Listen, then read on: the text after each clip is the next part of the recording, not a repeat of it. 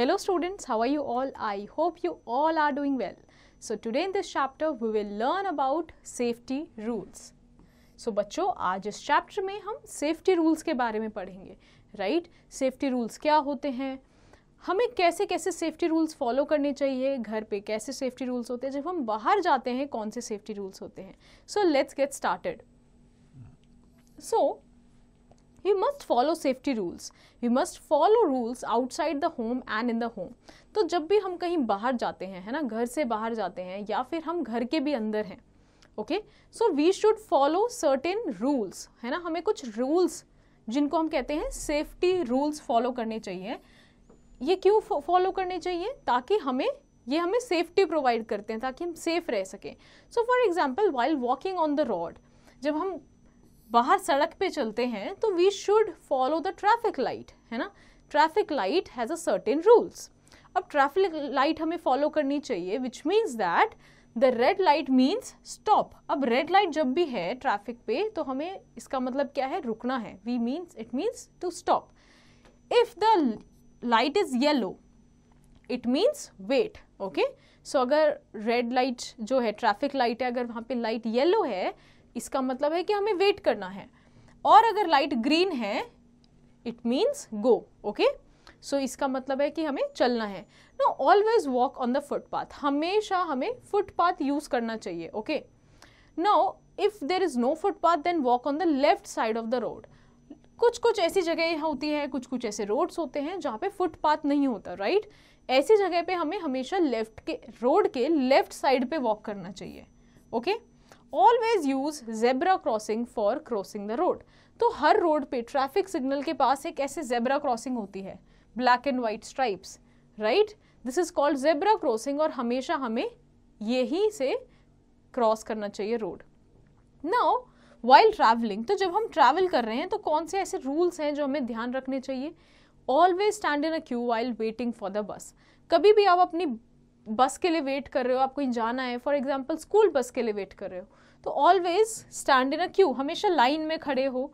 Wait for your turn. Okay, never try to get in और out of the moving बस. कभी भी चलती हुई बस में से बाहर निकलना या फिर उस पर चढ़ने की कोशिश ना करना, right? Do not lean out of the Windows of the bus.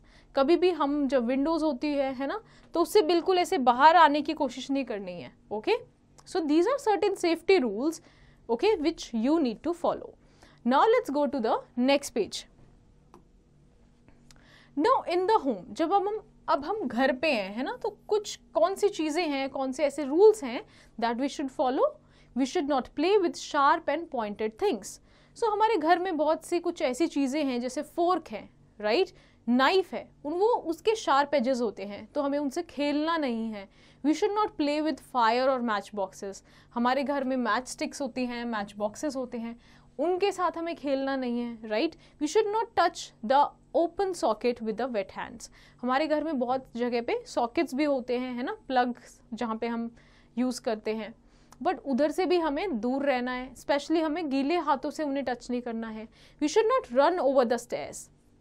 हमें स्टेयर्स से आराम से उतरना है, भागना नहीं है. Okay, we might fall. What about at school? So safety at school. अब घर से हम बाहर भी जाते हैं, है ना, स्कूल जाते हैं, तो हम उधर कैसे अपनी सेफ्टी बना सकते हैं? Do not jump on the desks और बेंचेस. तो अपने क्लासरूम में डेस्क पे या बेंचेस पे जंप नहीं करना है. Do not throw chalk pieces, duster, books and other things at one another.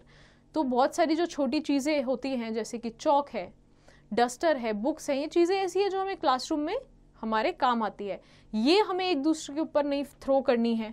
Be careful while climbing up and down the stairs. तो जब भी हम स्टेयर्स यूज़ करें तो हमें आराम से स्टेयर्स यूज़ करनी है, राइट? कभी भागना नहीं है या दूसरे को साइड प्रोवाइड करना है. Now let's go to the next page. So safety while playing and swimming.